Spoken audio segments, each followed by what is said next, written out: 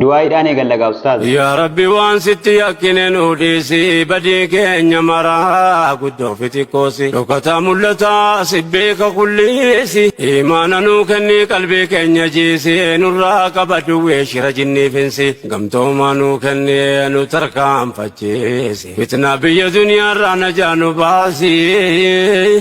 Eeboo qalbii maaniidhaan nu baasi jaalalaan nu faayi jibbaa nurraa kaasi.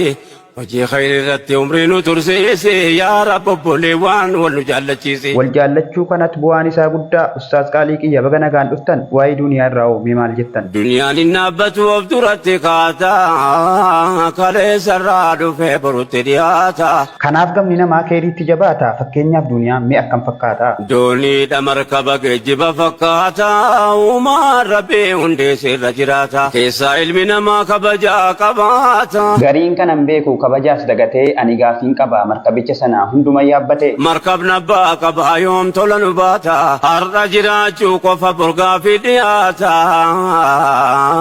Akka of yaadannu xiqqaa haga jaarsaa kunoo gadhiifame kan arguuf dharraatan 38ffaa jabeessaa caqasaa ustaaz itti fufaa dhaamsas nu dabarsaa. Hin dagatiin duniyaan kun bakka filmaata filachuun kan abbaati waa lama dhiyaata mana qajeelaa jallata hammaata namuu bakkatti buuni qaba fermaata kan dhumaa kan dhufaa taraa waliif laata. Kanaaf isatti amanuu furmaata. Rabbitti amanuu hundi yoom qabaata gariin dhaga'uuf fagootti sodaata.